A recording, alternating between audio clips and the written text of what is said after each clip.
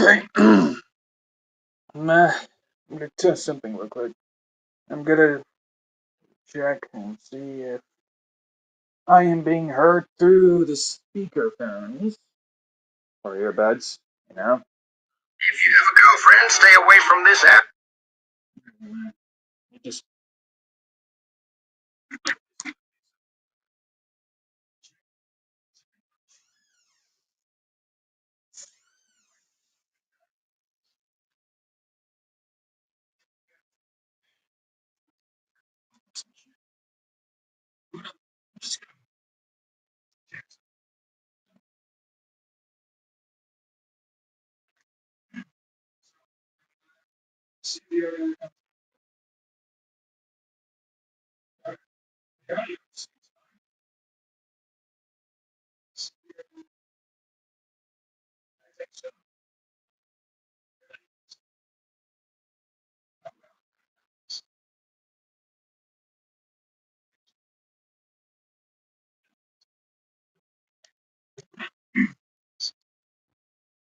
yeah, I'm cutting out. Hold on. Give me a sec. Audio.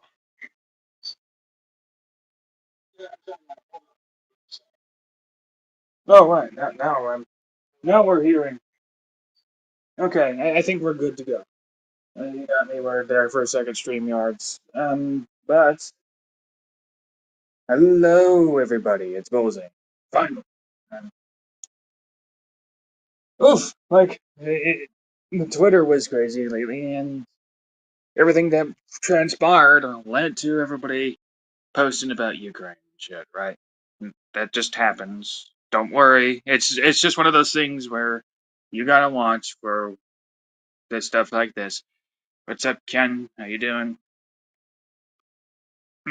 So basically, what was going on is that yesterday, rather than like a week, I suppose, that there was a meeting, overall meeting in the office where Zelensky was meeting with Donald Trump and JD Vance. So what was going on? Well, basically, Trump, JD Vance got in a spat with Zelensky. Zelensky and Trump left on bad terms and some shit.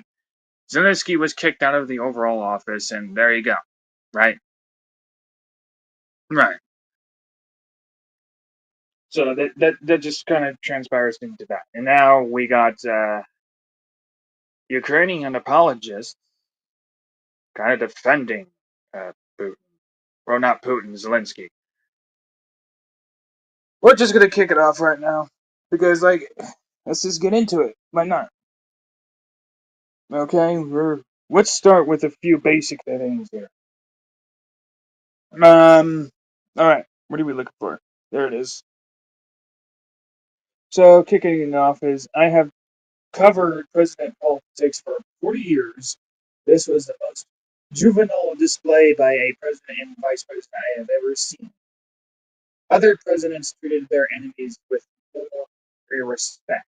This is low point and a dark day for the U.S. Okay.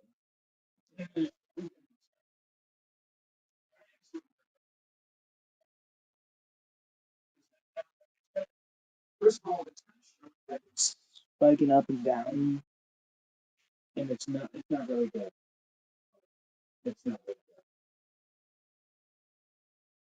good. So I go back there.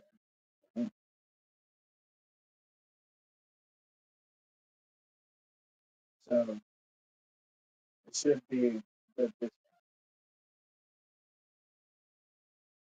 time.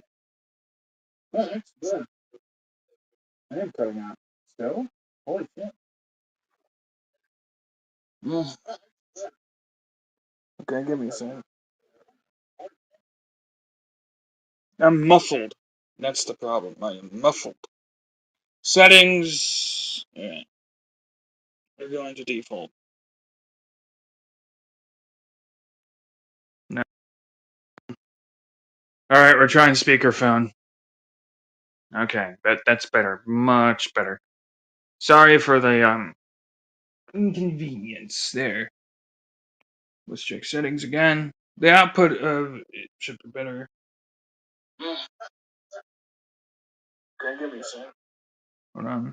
Output should be better. Oh, okay, that is much better. Sorry about that. No, not that one. But hey, the output is much better. So there's the kickoff. So I put it on speakerphone. So that is the improvement. Sorry for the muffled. There was 7 minutes of like rah, rah, rah, rah, rah, rah, shit like that. But output better now. You can hear me. Just tweaks and shit. So anyway. So now we can start with this whole shit. No, I'm gonna cover some tweets and shit. We'll start there. Then we'll cover the Ukraine and shit and the Putin, Russia shit. Yeah, it's basically gonna be that. A lot of this stuff is kind of, yeah, like a lot of people are just apologists to Ukrainians. And maybe a bit of rants. Why not? So, Brian J. Kerem. I have covered presidential politics for 40 years. This was the most juvenile display by a president and vice president I have ever seen. Other presidents treated their enemies with more respect. This is a low point and a dark day for the U.S. Of course, this is somehow the worst day in the fucking world. Listen, this is the left, okay? Okay, this is what we're talking about.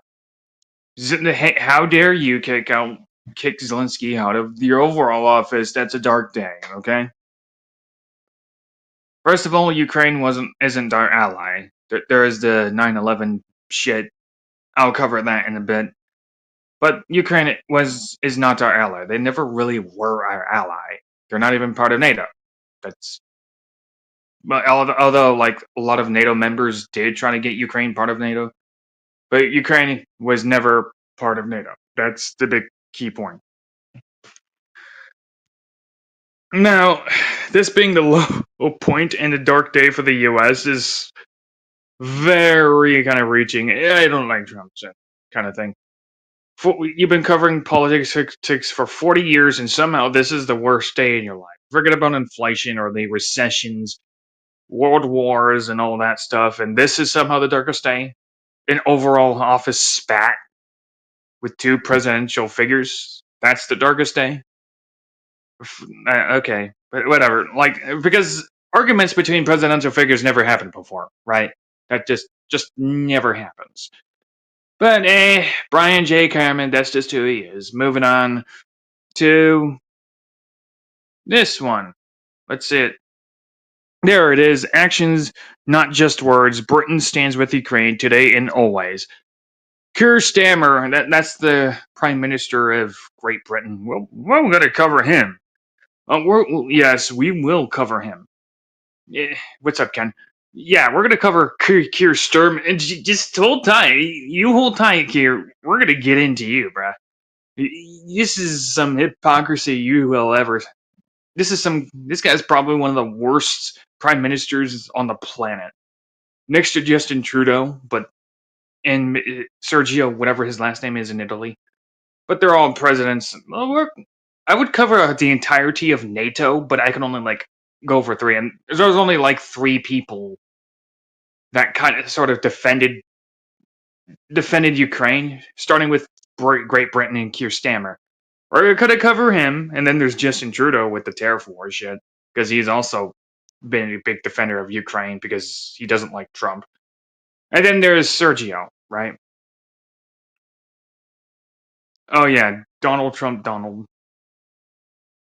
Yep, that's true.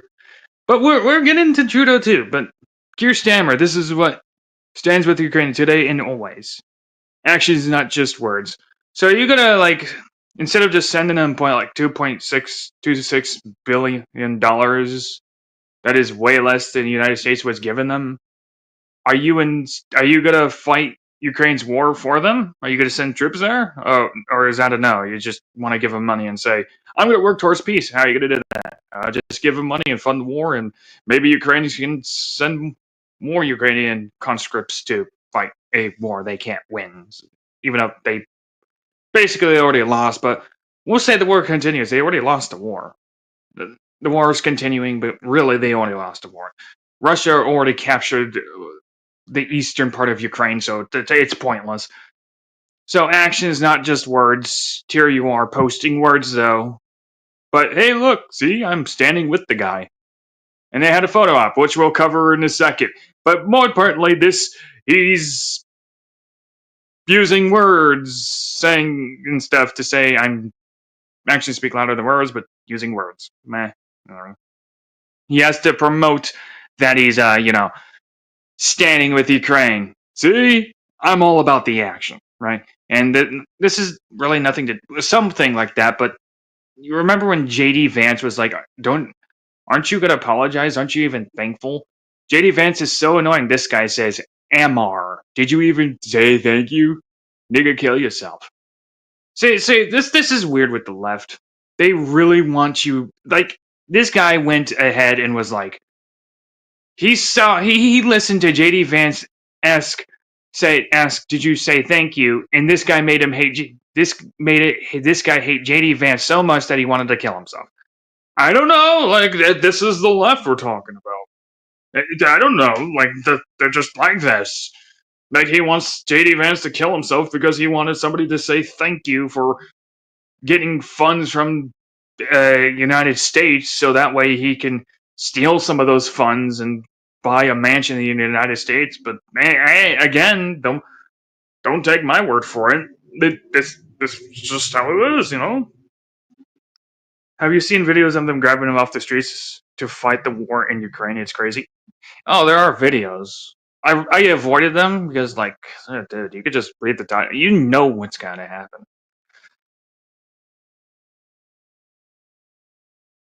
Yeah, that's kind of how they are. The left are so ignorant they wouldn't stand for a boy going with cancer. That's just how they are. It's whatever they can.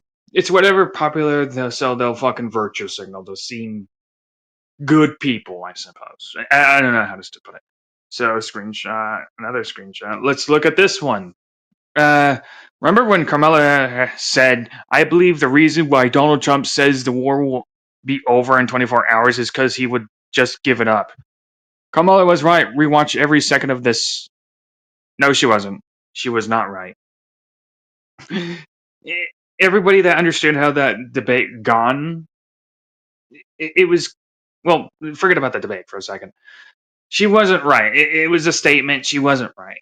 He would just give it up. That's a kind of that's a cop out for one. If we go over like the Ukraine war in general, Trump's stance is people are dying. I want people to stop dying. He wanted to end the war.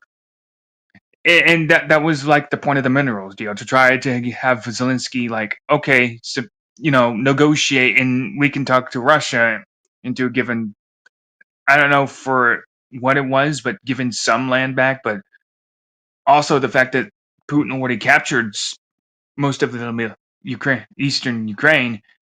Zelensky had no cards, and the only solution was kind of get a negotiation with Putin. And Putin, back in 2024, keep in mind, said, "Yeah, I'm open for negotiations. I already captured eastern part of Ukraine.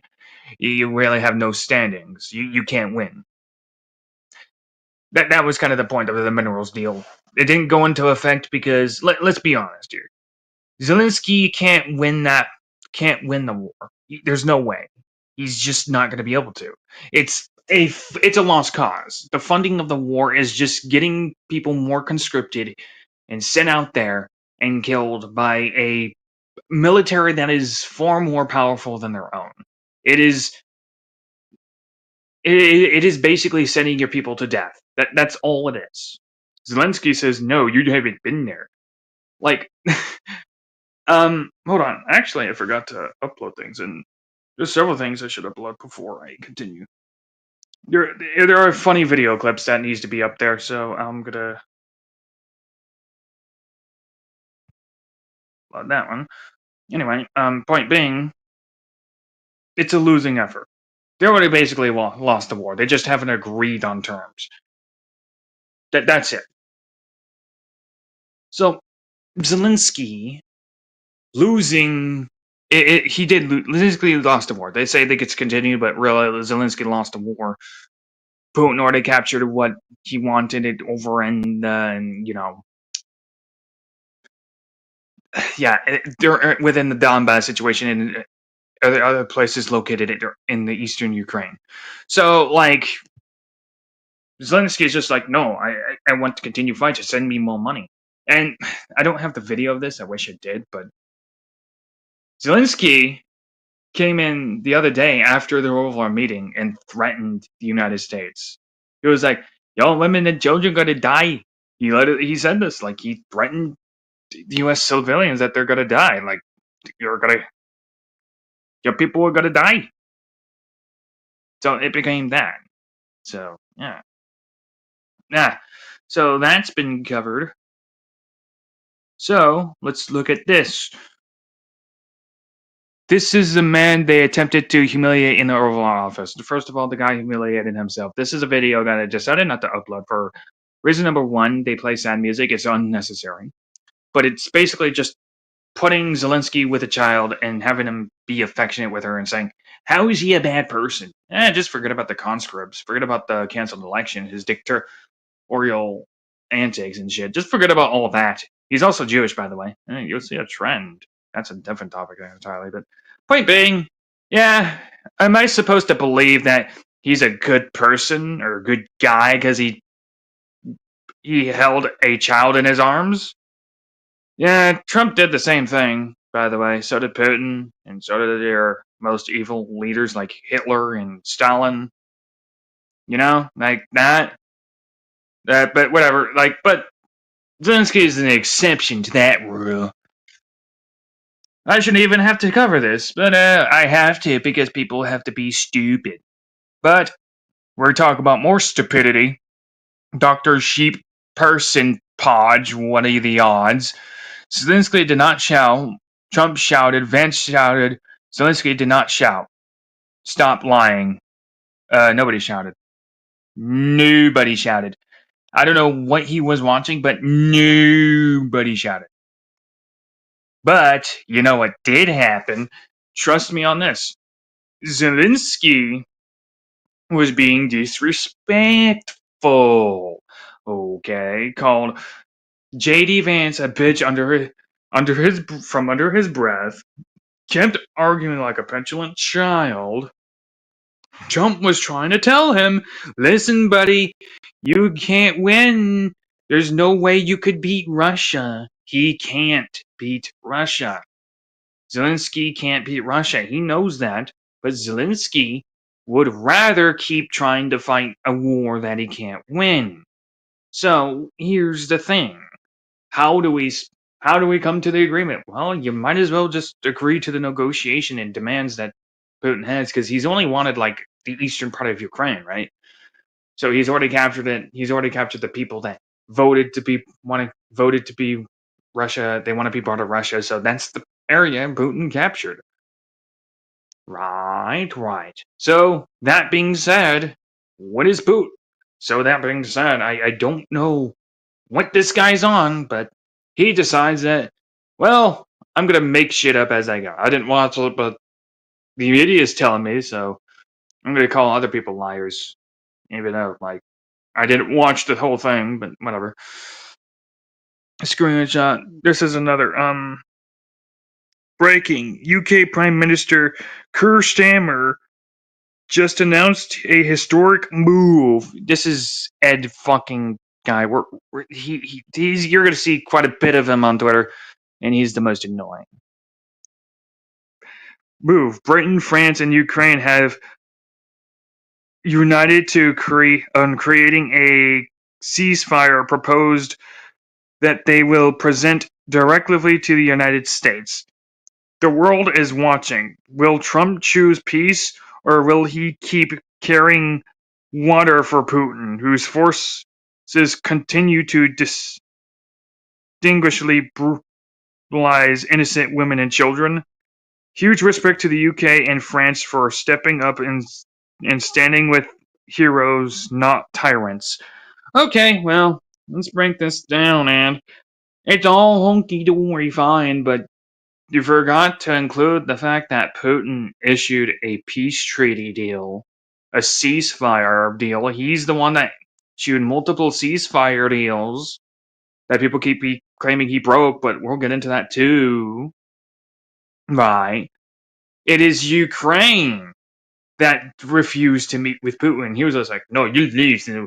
No, you leave, then we agree with peace treaties. That's how he was. Like, literally. He just said, no, fuck you. I don't want you unless you freaking leave.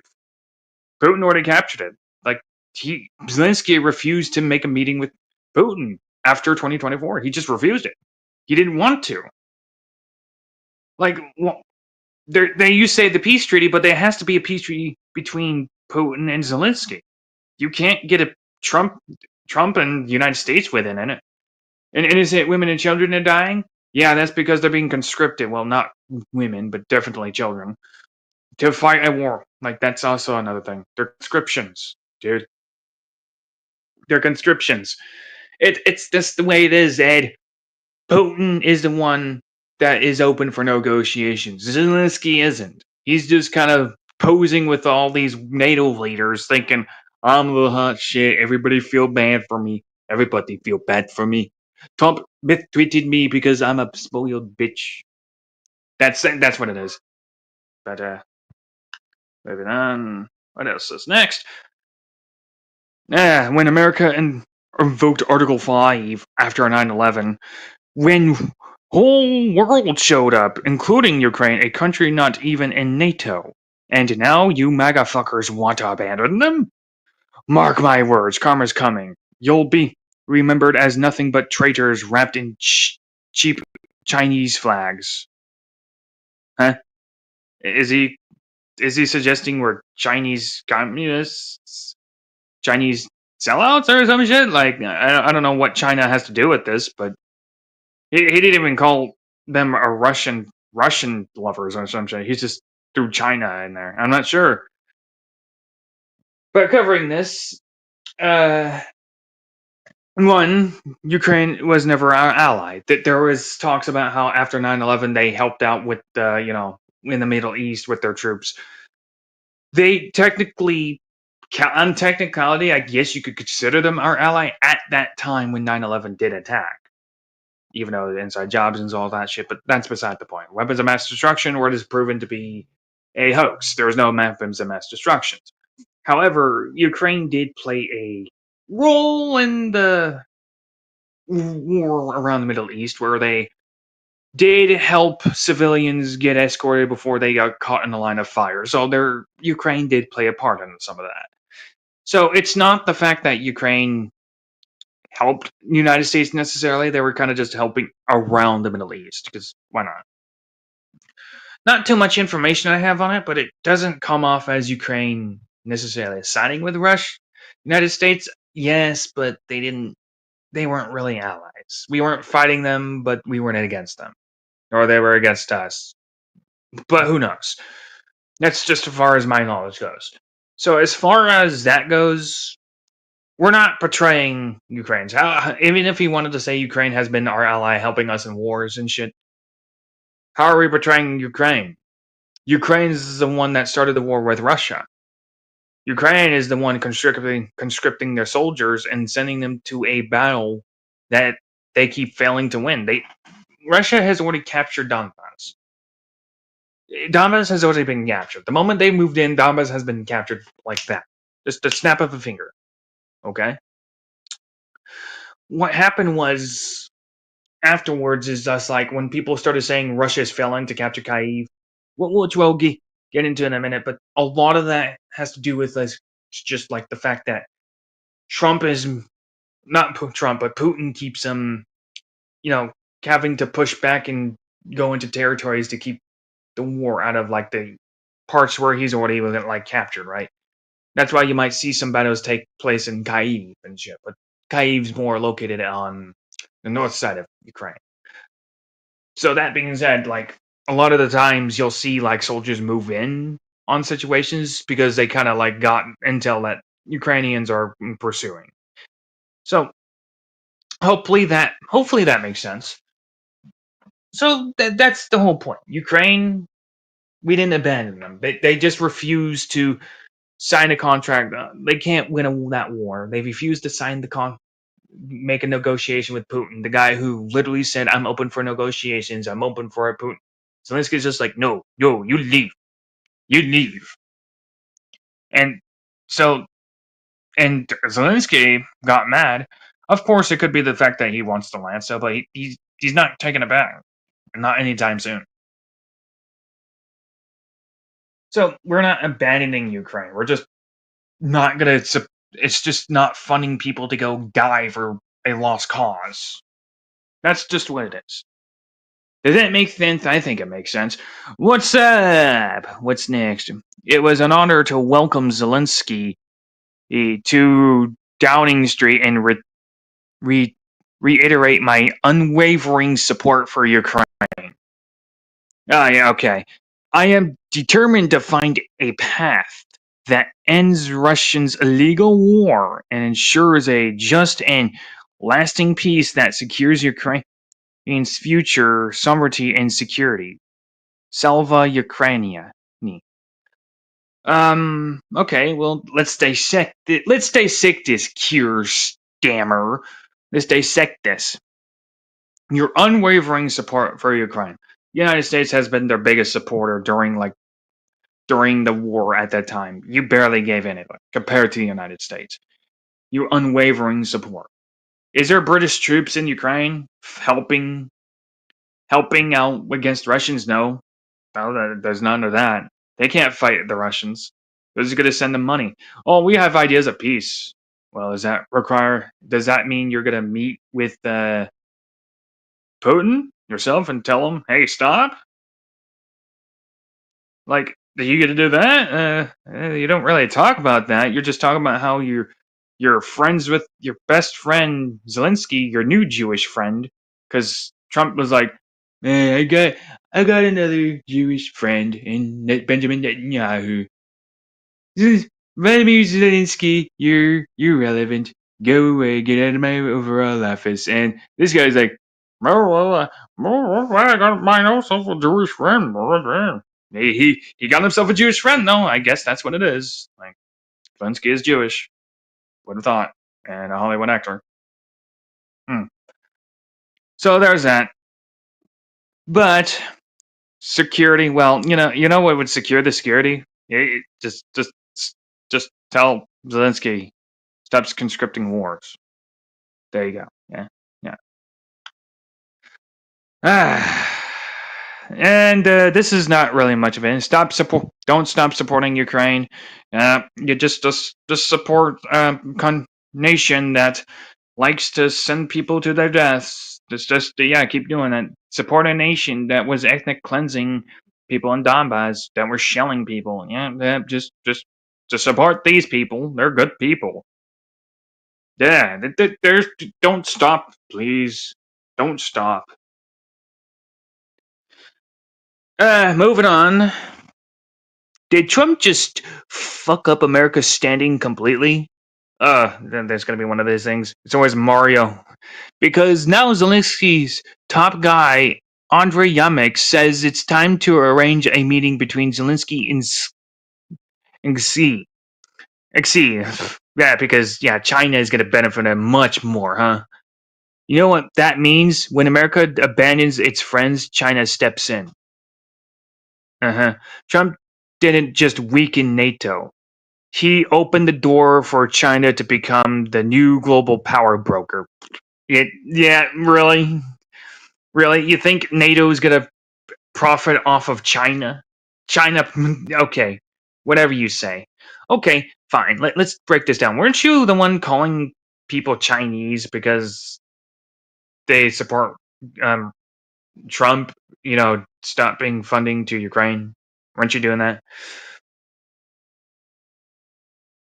He weakening NATO. Well, first of all, United States is like the literally main funder of NATO. NATO is the only reason why NATO is so powerful is because of Trump. When China enters in, they're not going to be powerful any more powerful. And they don't even have a nuke yet. They just got the sonic missile, but that's not much of anything. They don't even have machine guns. They're not advanced enough. Like, they're not going to be anything for freaking NATO or Ukraine. Range of meeting Z. Yeah, good luck. Fucking, good luck. Go for it. Yeah. This is about peace in Europe. That the best outcome for Ukraine. That's what I'm focused on. Yeah, you think so, Brady, but if you were really there, if you really want to help Ukraine, like again, like where's your British troops? Why aren't your British troops there helping Ukrainians instead of like sending them more money to fight? I already covered this. It's just people like I support Ukraine. Look at me, I'm not a good person. I don't like look at me. Oh, we're covering you, bro. You know what? Let's not get off of you. Let's not get off of you. What's your? I don't remember your name. Is Keir Starmer? You're Keir Starmer, Prime Minister of Britain. This guy has since 2010 been for some odd reason had this freaking loathing of free speech. He started off as a what do you call it? Crown prosecutor. Or, he's been part of the Crown prosecutor's second service. Yeah, CPS. He's been part of that at Great Britain and part of the DDP, Department of I'm not sure, Secretary. Crown Prosecutor Secretary. He was part of CPS. I don't know the full names or the full context, but he was part of CPS and part of the DDP. Now he was the prosecutor for two guys. Well, two guys. One of them was a child sex offender, believe it or not. He actually was soft against the child sex offender. He did not really argue for anything other than the fact like he just didn't press. So fast forward, he's still part of the CPS. He's part of the Crown prosecutors. What happens is there is a case, right? There's a case where somebody on Twitter like makes a joke about like a bomb threat, right? But it was in quotations, a hyperbole. It wasn't much of anything. This guy made a big deal about it in around 2010, where you know how he wasn't really hard in pressing the sex offender, but with this guy, he really was railing on a guy who just made a tweet on Twitter about bomb threats. In 2012, the guy was kind of the charges were let go because like Stammer actually misrepresented the Article 10 of freedom of speech in Britain law, right? So there's that part. So since like Stammer failed to go after like a guy who made a tweet for like in misrepresenting Article 10 and shown that he misrepresented Article 10, he then decides to go after the freedom of press, going after 30 different journalists for putting out offensive news or information out there, prosecuting them instead. He went out of his way to prosecute people that were journalists. And not only just on journalists, but people who posting on Twitter or saying anything negative about anything were deemed hate speech and being jailed for it. When he became prime minister, he just didn't like that. In addition to that, like, dude, it's nuts. He even tried to get a law in, like, if you use offensive language, we will jail you. So he was jailing his own civilians. In addition to that, prosecuting them and also defending illegal immigration, who would have thought? Just because people were saying mean things on Twitter or offensive language or hate speech, like over fucking words. Meanwhile, like he was back in the day when he started his career, he didn't even press as hard against a sex offender. So like he literally didn't. He literally just was like, he's not so bad a sex offender. But when it comes to freedom of speech, like people saying something online, he really like drew a line. He really did not like that. He had some loathing for freedom of speech, and the Article 10 was like the freedom of press, and he railed on the freedom of press. He went after them just for articles they put out that are offensive. Yeah, that's Keir Starmer for you. There you go. I had productive meeting with President of Council of Minister of Italy, Giorgi Meloni, to develop a joint action plan for ending the war with just and lasting peace. No one other than Putin is interested in the continuation and quick return of the war. Therefore, it is important to maintain unity around Ukraine and strengthen the country's position in cooperation with our allies, the countries of Europe and the United States. Ukraine needs peace backed by robust security guarantees. I am grateful to Italy for its continued support and partnership in bringing peace in Ukraine closer. Quick question: did you meet with Putin in 2025 for negotiations when he ordered a ceasefire? And did you do that? No. Well, you just said, "Oh, just leave your." You don't seem too keen on trying to meet with Putin. Like you seem like trying to avoid a meeting with Putin. Putin's the one who entered most of the peace treaties and ceasefires. You didn't. You liar. Ah. Oh, that's hypocrisy at its finest. Freaking Volodymyr Zelensky. I want peace, but I won't meet with Putin. I refuse it.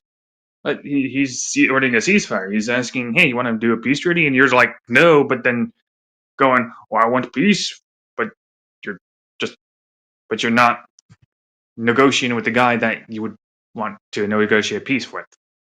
And then Putin, who's literally saying he's open for peace negotiations, and you still refuse to meet with the guy.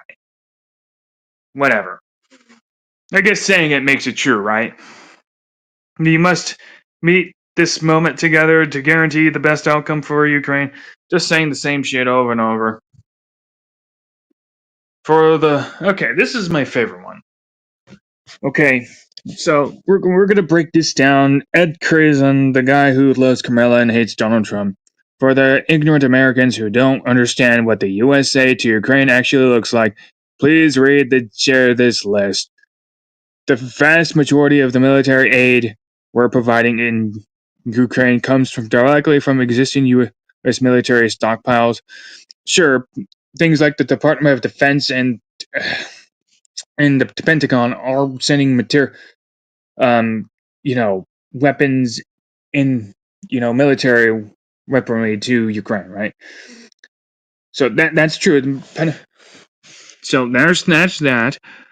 These weapons are brand new. They're mostly older stockpiles in the U.S. military plan to replace.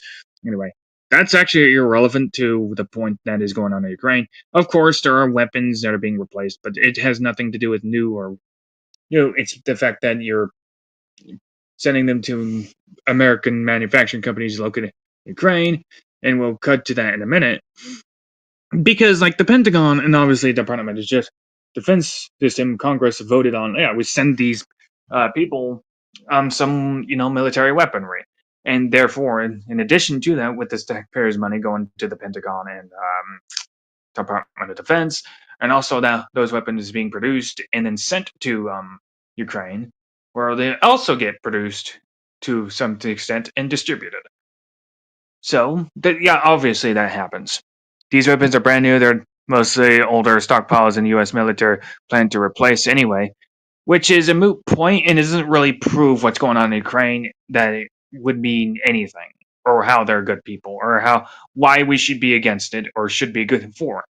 Oh, but they're not like new weapons. Well, okay, that's irrelevant to what is going on. The problem is we're sending $750 billion to federal tax dollars to Ukraine to fund a effort of a war that Ukraine already lost.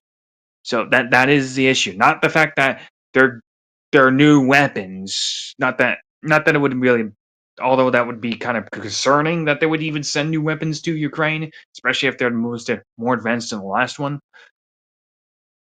But Ukraine, again, it's a moot point. It doesn't address the core issue. The funding approved by Congress actually goes to American companies like Lockheed Martin, Raytheon, and Boeing to build new upgraded weapons for our own military. That part is bullshit. Yes, there are companies located in Ukraine that are American, right? They're manufacturing the weapons and distributing it to our military. Bullshit. Because then the people that it would be manufacturing those certain weapons within those regions would obviously go to the people that would be also purchasing them, especially Ukrainians. Sure, there could be like people that purchase from outer state, out of country. That's one thing, right? But that's also very misleading to say, oh, it's for our own military. That's bullshit. Like you sent them over to Ukraine to get built and then sent it back to the United States. Okay, fuck that. That's not bullshit. What gets distributed back to the United States is the money they make. Is the money they make. It's more of a money laundering scheme. We send you money, you build them, and what you make, we receive in return. That's the deal, and Zelensky gets some of the half too. That's how that works. You send weapons to get built just to send them back. Why not just have them be manufactured here then? That doesn't help. That makes no sense. Obviously, those weapons are going to Ukrainian soldiers. This helps American economy, supports thousands of American jobs, strengthens American manufacturing, ensures our military gets newer, better weapons. Again, our military is sending them to Ukraine. So the people that would be building these weapons would be going to the Ukrainian soldiers, not the US military. Now, as far as economy, I guess you could say that. But again, the money that would be going to the Ukraine are going to these American manufacturing companies. So the money they make is going to Americans. Mm-hmm. So that's the way to funnel Americans' money is in their pockets by making money off of Ukrainians. And therefore Zelensky does steal the money. That's why he's able to get so many watches. Like the money's going to him, really. And then the money goes back to the bureaucracy. So it's more of like a global exchange type of thing. Yeah, the laundering money right there. He inadvertently explained the laundering money, but tries to insinuate that the military weapons built in Ukraine that is sent from the U.S. is being built by Americans just for our own military to send back to the United States. Okay, cool. I believe you, Ed. I believe you. So, what else is new? And this continues. Ukraine gets help against Putin's aggression from his military's horrific violation against innocent women and children. Says while defending a dictator who shelled people just for being ethnic Russians, but whatever. America gets stronger, safer, and better equipped in the process. The only fucking untrue thing in the majorly untrue thing about all of this is the fact that it helps the United States military. American economy, well, explain the frickin' inflation, but if we wanted to say that, again, the money that would be going to the funding that these Ukraine is getting is going to the war effort, and the military supplies is going to being shipped to to the manufacturing companies he's just listed, right? Like Leon Locke, right? So they're building these things, right, and they're selling them to Ukrainians, not military. They're the ones that are like transporting these things, right?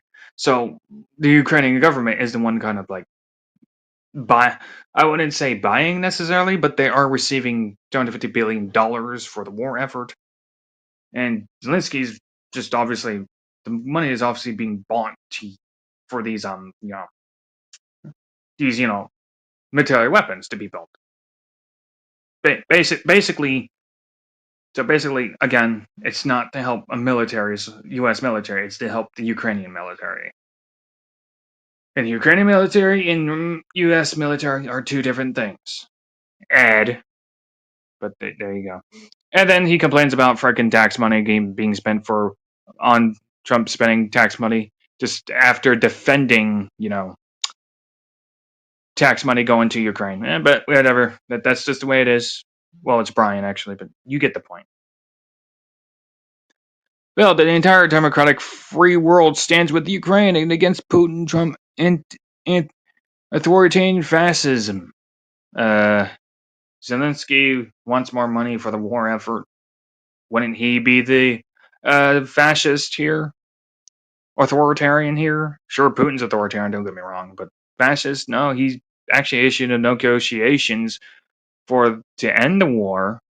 So I don't know why you're blaming him for being a fascist, and Trump actually wanted to stop the war. Zelensky wanted to continue it. So who's really the fascist? But whatever. Move it on. No, you see, they did a photo op. The summit in London has begun. European leaders have gathered for a group photo. They took a photo op. It was a photo op. See, look, we support this guy. Now, go get your civilians killed, Zelensky. We won't actually help you, but we'll send you some money. We just expect something in return. Okay? Okay. Fuck off, JD Vance. This is one of those things where people are just pissed off about. Like, he calls him a photographer, so therefore he actually never served and fought for the front lines. He was in the front lines, dude. Just because he's a photographer, somehow that removes any idea of service. Really? But whatever.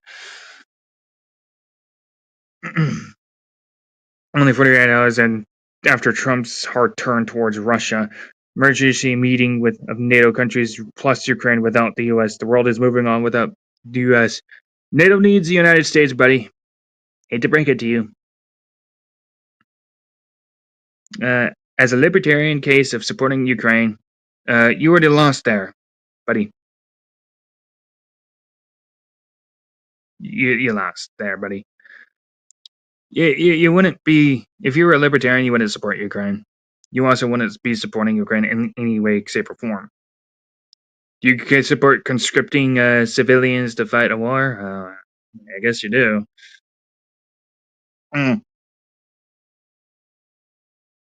He is Jewish. His grandfather fought for the Nazis, and his ancestors were murdered in the Holocaust. Yeah, well, I mean, he wasn't Holocaust. He's now in power. And there's this. He's in the war zone. No, he's not. He's actually cooped up in a mansion and tweeting about how he's fighting for peace as his civilians die against the Russians, you know. And people miss Biden now because of how he treated Zelensky. Oh, wow. I want to move on from these things. There's Trudeau. We're going to cover Trudeau in a bit. But let's play some clips, brother. Let's play some clips. These are my favorite ones, dude. Let's play this one. We're not going to do this. We're not going to make it as a country over the next 4 years if this man is allowed to remain in office. He is out of control. He has no idea what he's doing. He's disrespecting every single one of our allies. And I continue to say this, and I know this is fundamentally true. No other country on the face of the earth would ever allow this man to represent them on the world stage. They just wouldn't. The way that he has governed over the past month and the way that he governed during his first term shouldn't have been and is disqualifying. No other people would accept a leader as incompetent, as stupid, as egotistical, as self-centered, as self-interested as Donald goddamn Trump. He is going to destroy this country and the rest of the world. He has no ability to lead, no ability to govern whatsoever. He has to go. Who would have thought a Vosh clone that looks like a gerbil who runs on a freaking mouse wheel, and like after 5 seconds is about to get into cardiac arrest. I can't run anymore. I can't run anymore. Like this is too hard. But Trump, he's an evil dictator. Nobody should represent him. I'm just gonna regurgitate talking points that I heard on CNN and other TikTokers, but I'm gonna say the same thing because I want to feel like a good person. You know. It's always one of those people. Okay. Like, it's always one of those people. Regurgitate talking points, looks like a gerbil Vosh clone. Runs in a mousetrap who looks like he's like 5 seconds away from cardiac arrest. Yeah, I think. Yeah, I support it. There's another. Let's look for it. Ah, there it is. I love this one Donald too. Trump is lying to you. Here's the truth. It's simple. Tariffs are a tax on Americans. When you buy something, you pay the tariff, not some foreign country. Trump's tariffs will raise the price on things like tomatoes and prescription medicines, electronics, toys, and more. Grocery prices are rising because of Trump's tax. True, but here's another thing. Tariffs is tax on foreign products. So therefore, anything that's foreign will have a prices be raised. So therefore, here's the solution. Buy local. No, seriously, just buy local. Problem solved. I mean, is it really that hard? I guess so. I don't know. Like, these people can't figure out what 2 plus 2 is. I'm describing a certain someone, but but still, like, I mean, again, just buy local. Therefore, you won't have to spend as much. I mean, like, Trump just got rid of like income tax and overtime tax, and he's even removing tax on like freaking tips. Like, I mean, I think this is a win, but we still gotta freak out over tariffs, even though like those other countries, like even including Canada and Germany, that have tariffs on the United States. But I guess we're gonna pretend that tariffs is a bad thing. We thought that baggie belonged to Hunter. You know, I think the Secret Service, that was yours. We thought that baggie belonged to Hunter. You know, I think the Secret Service probably still has it somewhere. I have been stealing the money. I'm sorry, what's that now? I must speak honestly. I steal many of USA dollars to Ukraine. Millions. Some dollars for some oligarchs also, some for American bureaucrats also. Well, we know that, but why are you telling me this? Because, Mr. Trump, if you end war, we cannot steal any more money. We must continue war. No, the war must end. Your people are dying, Zelensky. They're dying. But I want to steal more money. What do you want? Fellatio, I can do it. No, I don't want fellatio. No. Are you sure? I did for Biden.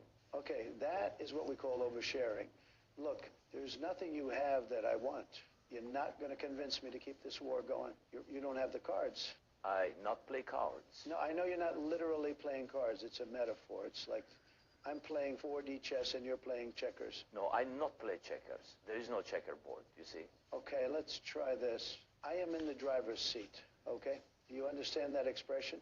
No, but we are not in car. No, you're right. We're not in a car. That's true. Listen, Mr. Trump, I am actor/comedian. I crave attention. Since start of war, I get worshipped by presidents. I'm worshipped by Hollywood. If war ends, no more attention, no more worship. With all due respect, Mr. Trump, this war must last forever. I tell you what, if you agree to end this war, we will do a remake of Friends, and you can play Ukrainian Chandler Bing. How does that sound? Oh, I love the Friends. This is favorite show of me. I am such a Monica. Fantastic. Okay, so let's sign the thing, and then I'll go show you the room where Bill Clinton and Monica Lewinsky did it. Oh yes, this is funny because I just say I'm such a Monica. Maybe we will go in a room and you can be Bill Clinton and I will be Monica. Yes? You know what? Forget the room. Let's just sign the document. Does anyone have a pen?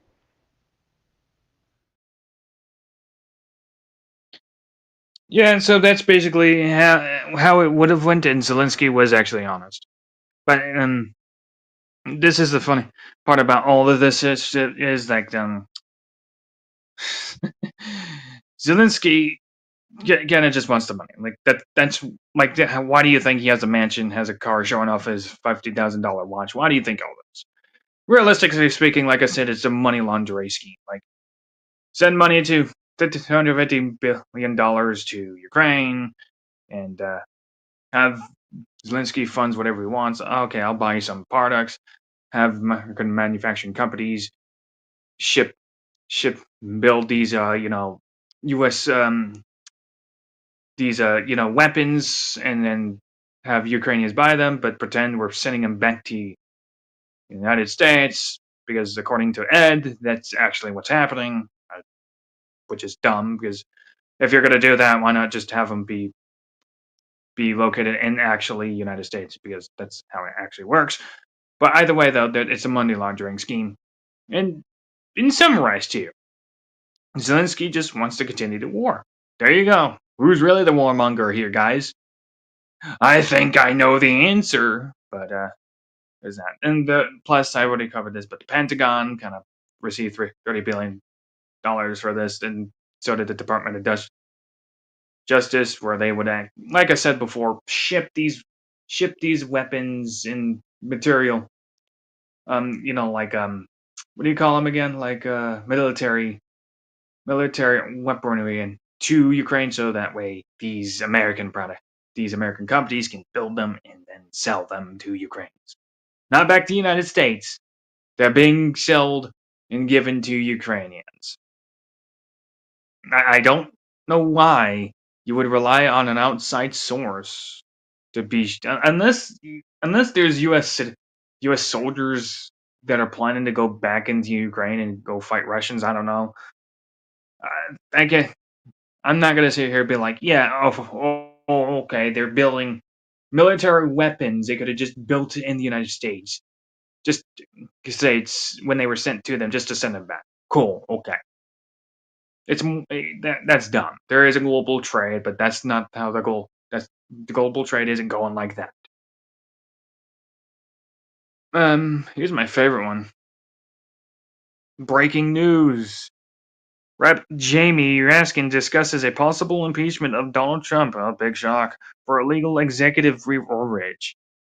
Find me 2 Republicans and I'll go to work tomorrow. We need 2 Republicans who have enough courage to say he crossed the line. Well, first of all, Annie, what executive overreach did he commit? Like, there's multiple examples of what a government overreach is. Executive overreach is. So, and how about just narrowing it down? Whatever. Trump hates President Zelensky for not surrendering to Putin like he did, but Trump never surrendered to Putin. They were never at war. This frickin' fantasy that these people brewed in their brains for years, saying that Trump is a Putin puppet, but no evidence to suggest it. It was just like, it was a hoax made up by the Democratic Party to try to say Putin interfered in elections and try to say Trump is a freaking puppet. Never actually elaborating. They failed to prove this, but people keep running with it. Moving on. Yeah, I already went over this. I'm not doing it again. But, and this is the big part. Who agrees? The more obvious it becomes that we have a traitor in the White House. All the while saying we stand with Ukraine. And calling other people that are Trump supporters, Putin supporters, and traitors. The cognitive dissonance is amazing here. Oh, you're traitors. Meanwhile, we'll stand with another enemy that actually does not like us. That are just receiving money from the United States to continue a war. Yeah, that. Okay, but there's that. There is a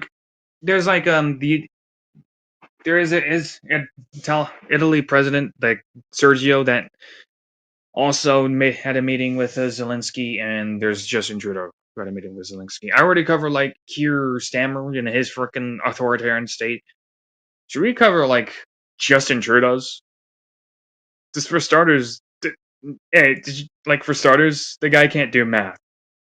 Guy can't even do basic math, and somehow fucking single-handedly plumped Canada into over $1 trillion in debt. It's like single-handedly. He somehow did that. Like the guy who's standing with the Ukraine, also in this tariff war with the United States, that the left is also praising, whom is also praising Ukraine, right? Literally freezed bank accounts for people that donated for like the trucking industry, And guess what? Freeze their bank accounts. If you donated to a truck industry because they were protesting, they had to take COVID shots just to travel at the time. This was a big thing. You couldn't travel in and out of country in Canada. If you were trying to travel out of country, you had to get a COVID shot. If you were a Canadian trying to travel back into Canada, you would have to get a COVID shot. You couldn't get back in. Like that was the policy. Like Trudeau fought tooth and nail to try to get people vaccinated. In addition to that, sent $600 million to TikTokers, influencer and TikTokers. What? Why? But hey, that's just Justin Trudeau for you. In addition to that, oh, actually, I covered enough about that. Imagine being there in Canada, where he just fucking kills the economy in Canada, where Canadian homes and lives are hardly sustainable anymore. And you're just walking around, and the guy will freeze your account and freaking cyber stalk you just for saying something he doesn't like on Twitter.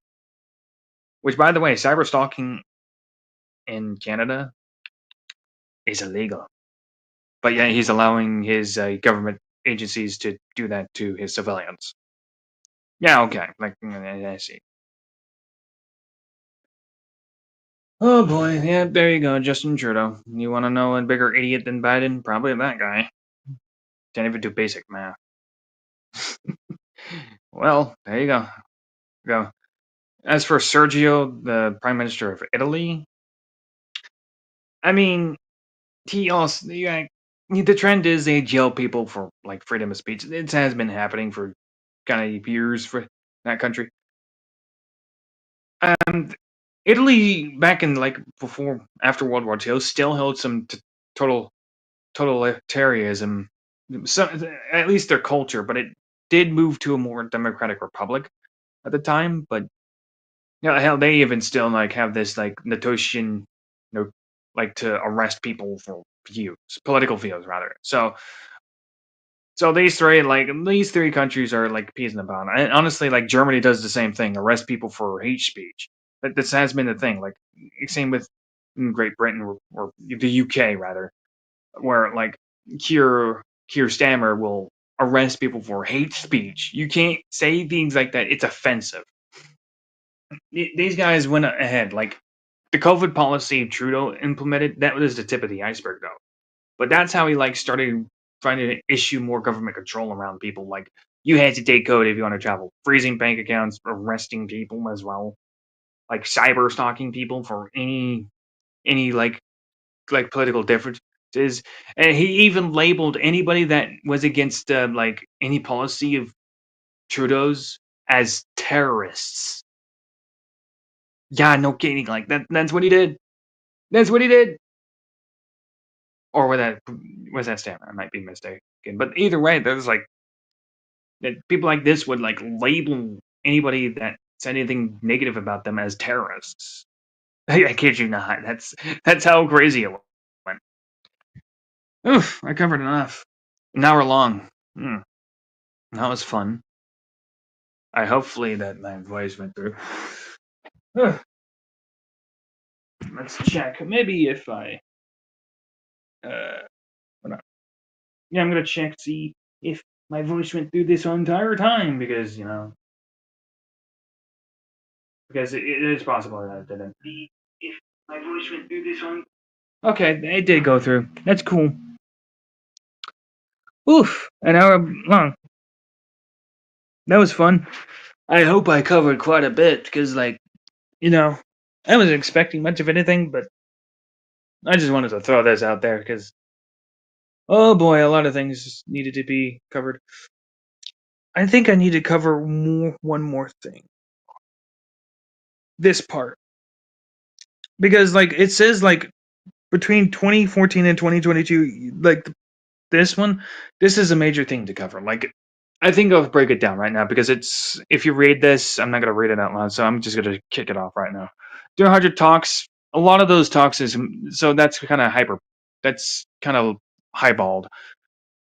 A lot of those talks was wasn't recorded, and a lot of those talks also included other countries Germany, Germany and France at the time, including Britain. So there was like peace talks around that time, like starting in 2014. But the Minsk, the first agreement was the Minsk One. So the first two agreements are the most important ones. Then we'll go from there. Minsk One, there was first agreement in 2014, and Minsk One, where I'm not sure, but it was like more like a. I believe there was a hostage situation between. I'm not sure which one, but I'm betting like there was a hostage situation between Zelensky and Putin, and they agreed to release hostages and agreed like, okay, we stop attacking. Putin kept giving military aid to like during the Donbass situation, though it is said that Putin is the one that broke the treaty. Zelensky had a hand in this too, so there's like, so it's complex, but it was because like, again, the Donbass situation were being shelled, so Putin had to step in, and as Zelensky, it could have just been like these separatist groups were wanting to be part of Russia, but they keep getting weapons. I can't take a chance. That sort of thing. So like the war brewed on from there. Then 2015 there was Minsk 2. It's kind of the same thing, but that failed as well. There was Minsk 2, the agreements then, but then the treaty was broken with Putin. But I think Zelensky broke that one that time. I would say Putin broke the first one, but Zelensky broke the second one. Other than that, the war brewed from on. And it continued over time. There was like agreements behind closed doors verbally. There wasn't really a contract signed. It's just the fact that didn't really lead to anything because every time was just a disagreement. We're going to do this. And there was a verbal agreement, but who knows? The peace talks just didn't ever happen. The another thing is Zelensky never really issued a peace talk, especially the fact that back in 2014 and 2015, there were two major agreements. And Zelensky wasn't president at the time, remember. There was major agreements back in 2014 through 2015 before Zelensky even became in power. So when Zelensky became in power, there's no major peace treaty that took place that had really any effect. It was just like, it's there, but we won't agree upon anything. So Zelensky mostly kind of like avoided a peace treaty unless it required like Russia just leaving entirely. In 2019, he was like, Zelensky was like, "Hey, you better leave this fucking place. You better leave." And Putin's like, "No, I already fucking captured this shit, dude. Like, you don't got a playing hand." I mean, this is well, he didn't. No, they didn't capture it at that time, though. But Zelensky was like, "Stop funding them, giving them military aid, asshole. They're my people. I get to kill them or some shit." And Putin was like, "No, I'm not gonna let. They need help, and then they asked for help, so I'm gonna help them." So that escalated even further. So back in like 2022 is when Russia really jumped in. Like, okay, fine, we're gonna take it over. We're gonna move in. There are people, all right, and that's when he actually captured Donbass. And they've had several peace treaties, but they just never kind of agreed upon anything. So the war jump starts again in around 2022. 2014 through 2015 is really when the wars were happening. Like 2016 through 2020, they weren't really much of anything. In fact, it just never really happened. In fact, the military aid wasn't really a big thing at the time.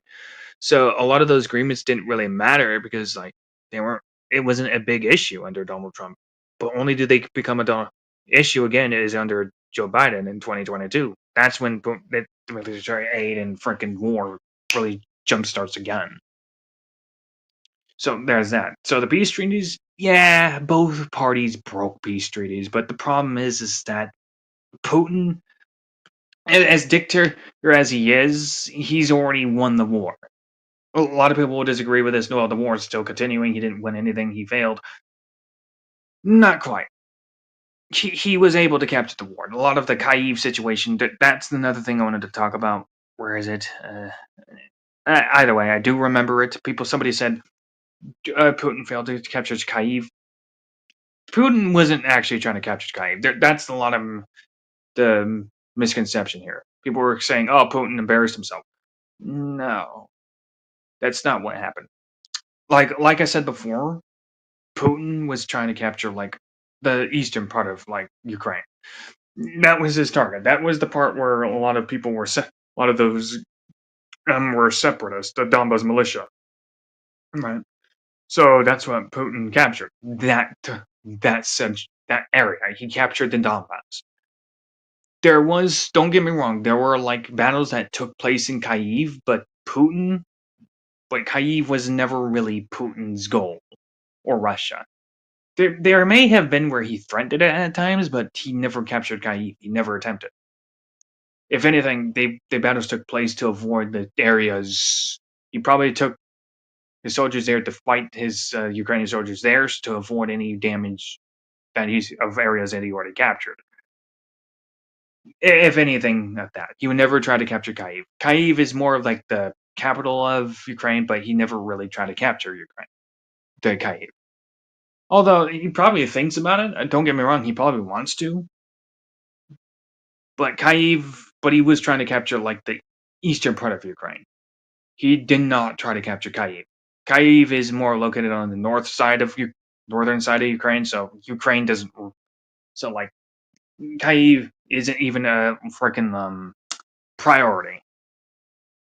Hopefully that makes sense. Oof. I think I covered everything. Awesome. I'm gonna leave it at that then. Yay.